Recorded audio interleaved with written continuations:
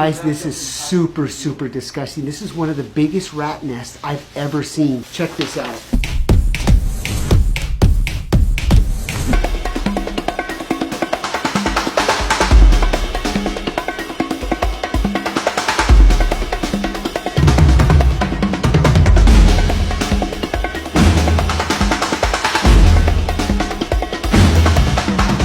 All right, so we've got everything vacuumed, HEPA-vac cleaned. We do see some visible black mold, so we're going to use the twin mold cleanup here, which is really going to soak into the substrates and get rid of that black mold. This is our enzyme treatment, which is a fogger. It's going to sanitize, so it's able to work in a very clean environment.